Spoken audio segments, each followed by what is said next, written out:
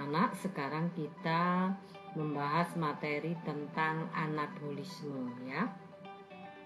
Anabolisme itu adalah penyusunan senyawa kompleks, ini senyawa besar ya, dari senyawa yang sederhana ya menjadi senyawa yang kompleks, kebalikan dari katabolisme. Contoh-contoh anabolisme yaitu fotosintesis, kemosintesis, dan sintesis lemak dan protein. Kalau fotosintesis adalah proses pembuatan zat makanan dengan bantuan cahaya. Kalau kemosintesis proses pembuatan makanan dengan bantuan energi kimia atau zat kimia. Sedangkan sintesis lemak itu terbentuk dari asam lemak. Kalau protein terbentuk dari asam amino. Lemak terbentuk dari asam lemak dan gliserol ya. Oke, kita mulai yang fotosintesis. Fotosintesis itu adalah proses membuat glukosa dan oksigen dengan bahan baku dari apa? 6CO2 dan 6H2O dengan bantuan cahaya dan klorofil. Jadi bahan bakunya adalah CO2 dan air, faktor penentunya cahaya dan klorofil, kemudian hasilnya adalah zat gula atau yang kita kenal dengan glukosa dan oksigen. Oksigen ini diberikan tumbuhan untuk kita hirup sebagai makhluk hidup yang melakukan respirasi secara aerob. Tapi kalau zat makanannya ya untuk manusia, untuk makhluk hidup juga untuk memenuhi kebutuhan pangan.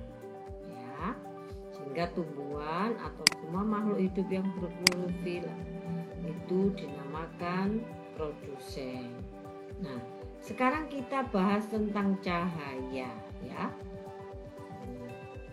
Kita harus tahu bahwa cahaya matahari itu sangat bermacam-macam dengan panjang gelombang yang berbeda juga.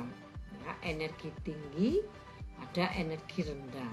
Nah, yang cahaya yang tampak oleh mata kita itu adalah Mijiku Hibiniu. Ya. Yang paling rendah adalah cahaya dengan panjang gelombang 380 nanometer adalah ungu.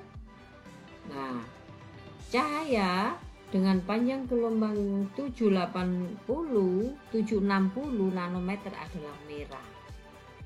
Jadi ini semakin ke atas semakin kecil. Ini yang tampak oleh mata. Yang lain ultra ungu, sinar X, sinar gamma, inframerah, gelombang mikro, gelombang radio, kita tidak bisa melihatnya. Namun sebenarnya cahaya itu merupakan campuran dari berbagai macam cahaya ini. Jadi hanya beberapa cahaya yang bisa kita lihat. Oke.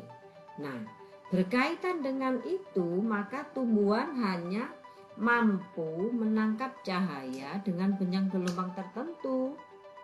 Maka ada jenis klorofil, ada klorofil A, B, C, D.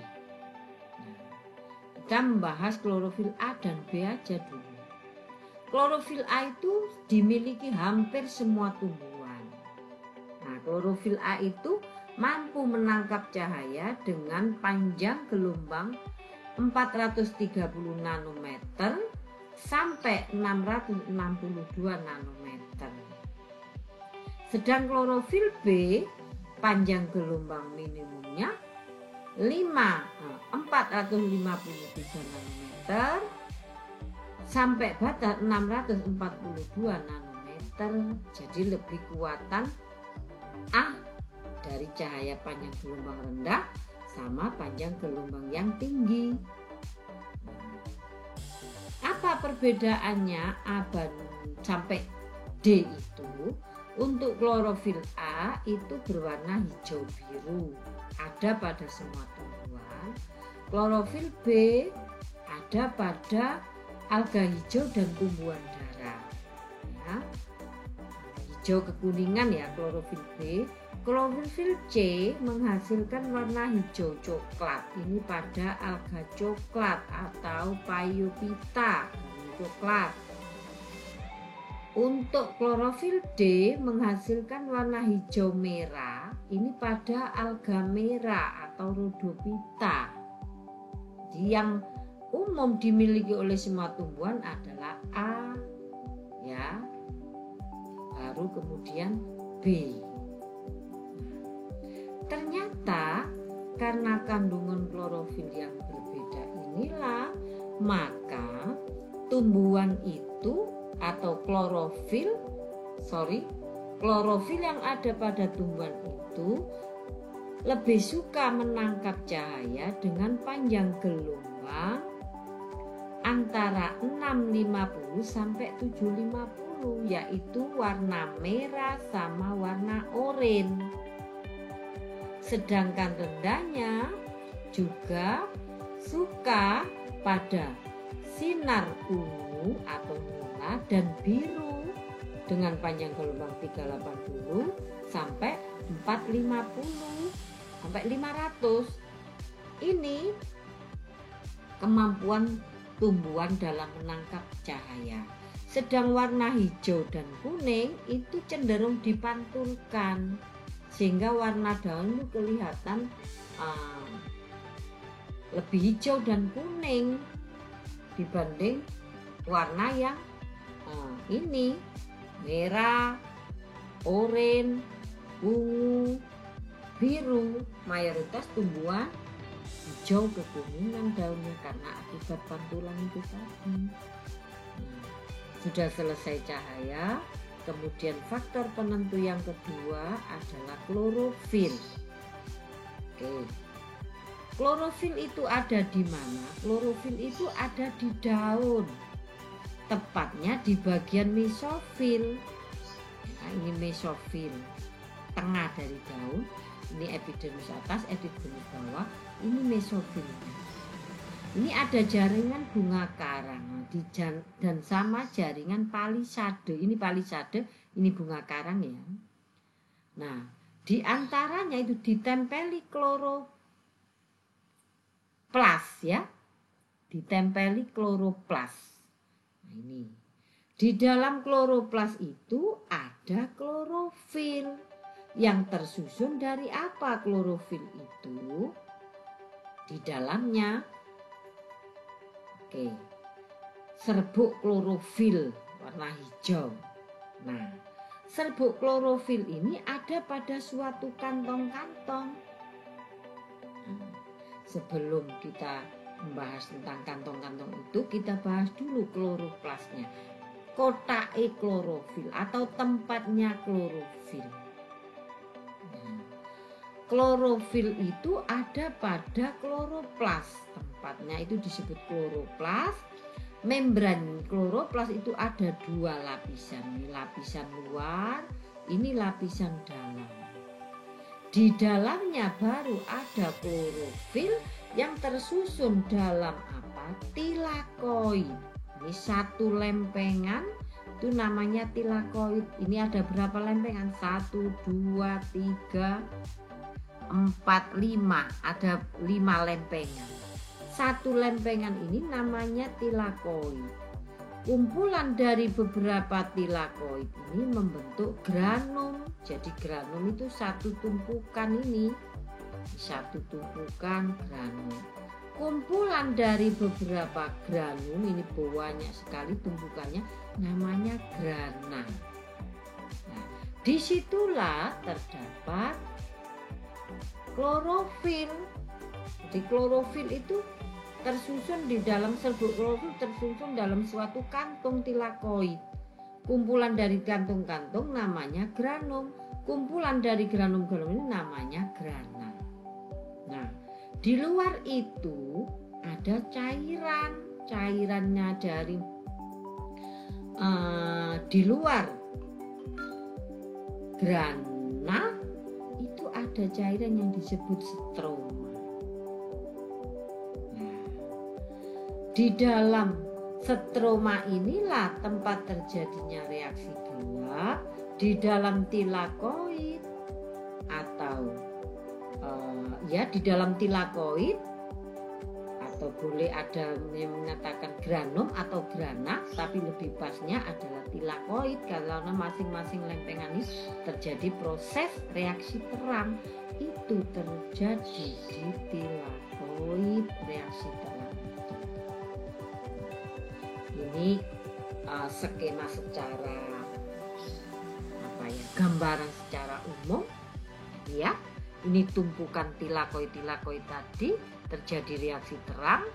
Di sekitarnya tilakoid ada cairan namanya stroma, tempat terjadinya reaksi gelap yang disebut siklus Calvin. Nah, bagaimana prosesnya? Sebelum secara detail kita bahas, supaya kalian ada gambaran, ini prosesnya secara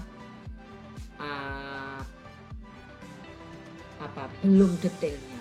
Cahaya matahari ditangkap oleh tilakoid, masuk ke dalam tilakoid, kemudian cahaya matahari ini merubah air menjadi oksigen dan hidrogen. Nah, hidrogennya nanti ditangkap oleh siapa? NADP.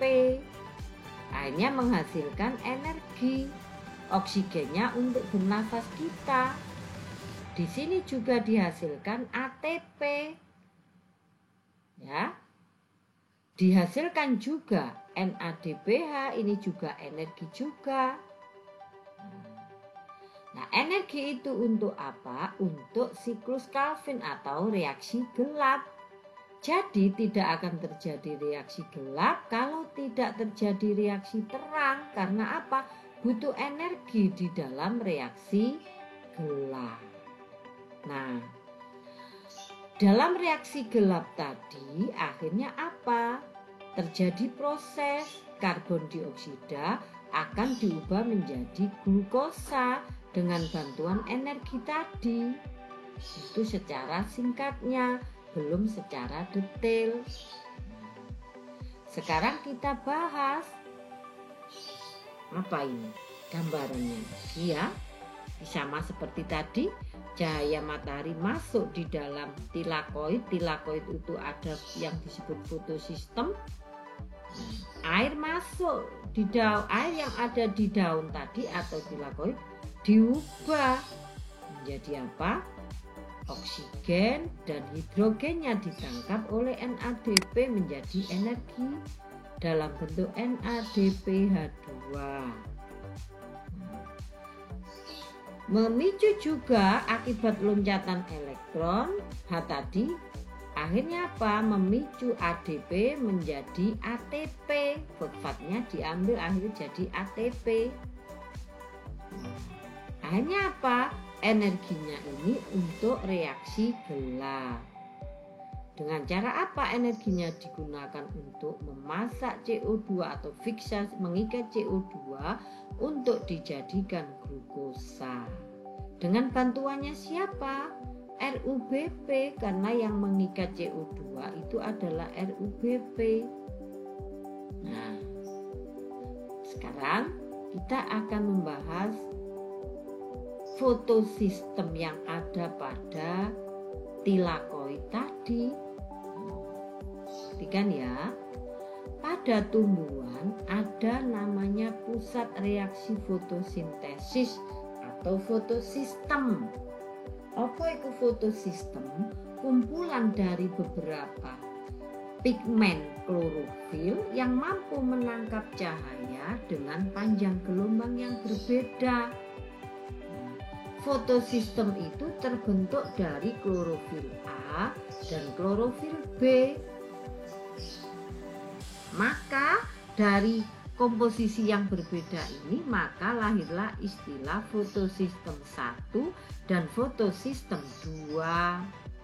Fotosistem 1 yaitu sekumpulan klorofil yang menangkap cahaya dengan panjang gelombang 680 sampai 700 nanometer. Sedangkan fotosistem 2 menangkap cahaya dengan panjang gelombang 340 sampai 680 nanometer. Ya, fotosistem 1 dan 2. Nah, di dalam fotosistem 1 dan 2 ini, supaya bisa menangkap cahaya, ya, gambarannya fotosistem 1, fotosistem 2 ini seperti ini. Di dalam fotosistem itu terdapat 3 komponen. Komponennya yaitu kompleks antena, pusat reaksi, dan akseptor elektron. Kompleks antena ini gambarnya ya.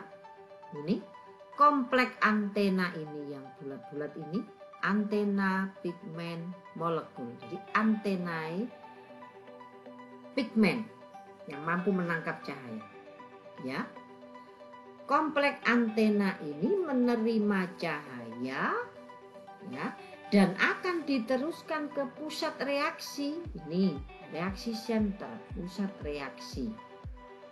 Kemudian pusat reaksi akan meneruskan cahaya dari kompleks antena menuju ke akseptor primer atau tempat penerima atau pentransfer elektron. Jadi di dalam fotosistem itu ada 3 komponen. 1 ini yang bulat-bulat ini warnanya agak transparan, ini kompleks antena. Kemudian yang kedua ini adalah pusat reaksi. Yang ketiga ini adalah akseptor primer yang akan bertugas untuk mentransfer elektron. Nah, bagaimana prosesnya? Ini, oke, ya, gambaran komponen fotosistem. Fotosistem ini cahaya matahari akan diterima oleh apa tadi? Kompleks antena masuk ke pusat reaksi, kemudian menyebabkan elektron ini terpental. Lah, elektron yang terpental inilah ditransfer atau dipindahkan oleh akseptor primer. Siapa saja? Pastoquinon, sitokom kompleks, pastosianin. Dipindah-pindahkan terus. Ketika berpindah maka memicu apa? ADP berikatan dengan fosfat sehingga jadilah atau dihasilkan energi dalam bentuk ATP, adenosin trifosfat. Begitu selanjutnya sampai dihasilkan energi NADPH2 dan ATP ini tadi. Bagaimana gambarannya di dalam mesofil ini? Gambarannya ini tadi kloroplasnya ya. Nah, ini stromanya, cahaya ini. Cahaya masuk lewat fotosistem 2 ya. Disambut menyebabkan apa? Ketika cahaya masuk ini menyebabkan air di dalam daun tadi terpecah menjadi oksigen dan atom hidrogen. Oksigennya dikeluarkan untuk bernafasnya kita, makhluk hidup semua. Nah, kemudian elektron ini akan berpindah, ya, ditangkap oleh pastoquinon, kemudian masuklah ke kompleks sitokom. Nah, elektron ini juga menyebabkan ADP berikatan dengan fosfat sehingga membentuk ATP. Nah, hanya keluar dari tilakoid tadi. elektronnya berpindah lagi dari pastoquinone akhirnya menuju ke fotosistem 1. Di fotosistem 1 ini terjadi transfer elektron lagi ditangkap oleh ferrodoksin, dibantu oleh enzim NADP reduktase. Maka NADP ini akan berikatan dengan atom hidrogen tadi yang sudah keluar dari tilakoid untuk membentuk menjadi NADPH2 sehingga dihasilkan energi ini. Ini gambarannya. NADPH2 sama ATP. Kalau ini kan skema. Ini melambangkan di dalamnya. Oke. Nah, sekarang reaksi cahaya fotosintesis dibagi dua.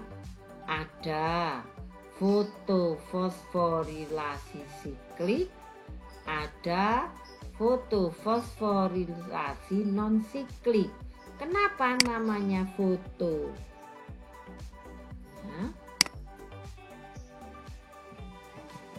Fotofosforilasi siklik, fotofosforilasi non siklis. Siklis berarti kembali, siklus. Kalau non siklis tidak kembali. Karena menggunakan cahaya berarti ini namanya penambahan fosfatnya menggunakan energi cahaya. Dengan bagaimana? Kembali ke siklus semula. Bagaimana prosesnya? Kita amati satu-satu. Non siklis, tidak kembali. Penjelasannya sama seperti tadi, ya. Oke, diperhatikan. Cahaya matahari ditangkap oleh kompleks antena, diteruskan ke fotosistem 2, yaitu fotosistem yang mempunyai panjang, mampu menangkap gelombang dengan panjang P680. Akhirnya menyebabkan elektron terpental. Ya.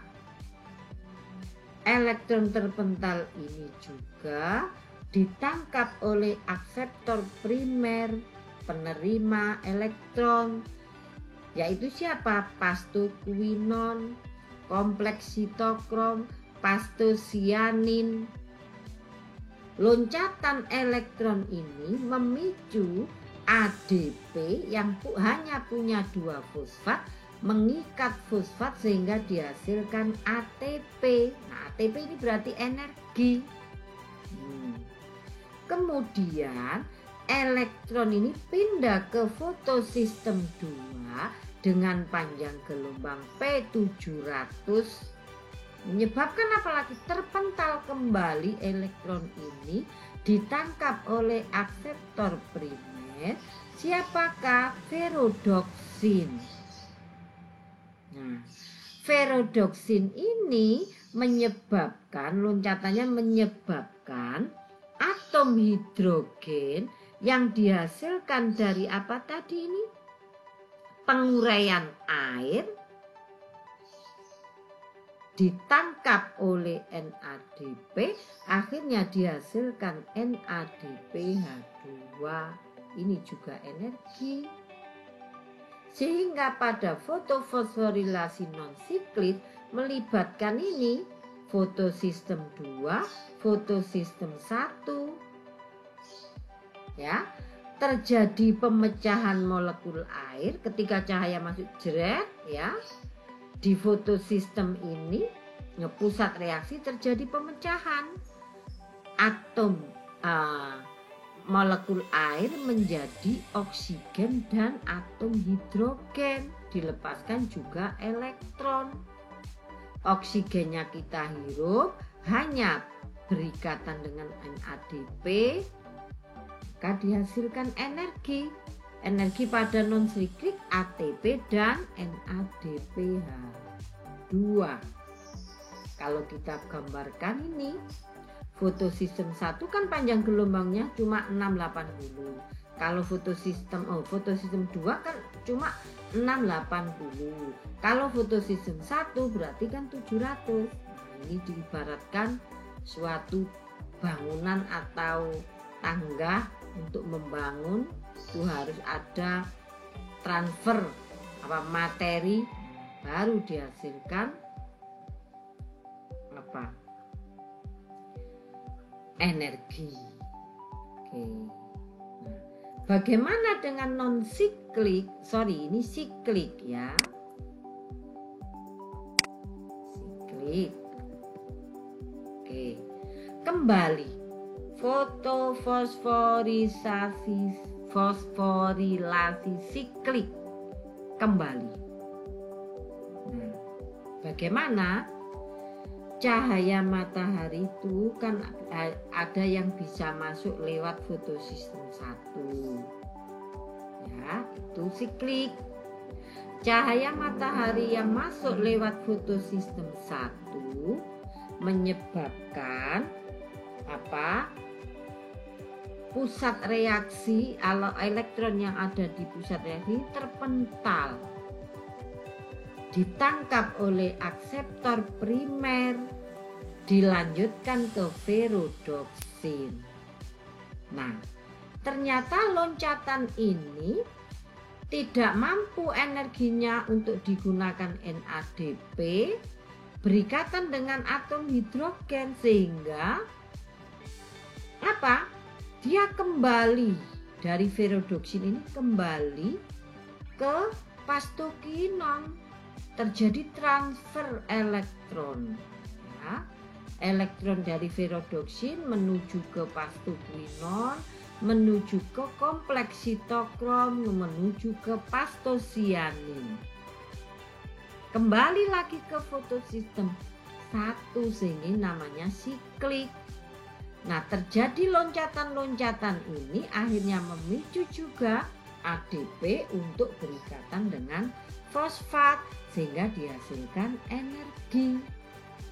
Jadi, pada fotofosforilasi siklik hanya melibatkan satu fotosistem saja, yaitu fotosistem 1. Tidak terjadi pemecahan molekul air, sehingga tidak terbentuk energi NADPH2, tidak terbentuk, hanya terbentuk ATP saja. Ini gambarannya ya, sama. Cahaya matahari masuk, terpental, ditangkap oleh elektron ferrodoksin, lari ke pastoquinon, lari ke sitokrom, lari ke pastosianin, kembali lagi ke fotosistem 1. Ini energinya cuma digunakan, transfer elektron ini cuma digunakan untuk memicu ADP berikatan dengan fosfat sehingga dihasilkan ATP. Ini sama. Dari sini dijelaskan, dapat disimpulkan terjadi ditilakoid, mengubah energi cahaya menjadi energi kimia, ya, menghasilkan oksigen, mengubah ADP dan NADPH NADP menjadi energi pembawa ATP dan NADPH2.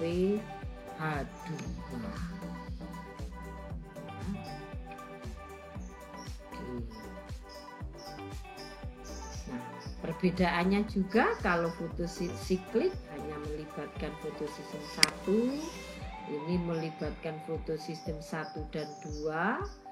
Yang siklik menghasilkan ATP, yang non siklik ATP dan NADPH2. Ini tidak terjadi fotolisis air, yang ini terjadi fotolisis air untuk menutupi kekurangan elektron yang ada di fotosistem 2 tadi. Akhirnya harus melibatkan fotolisis air supaya terisi elektron yang ada di fotosistem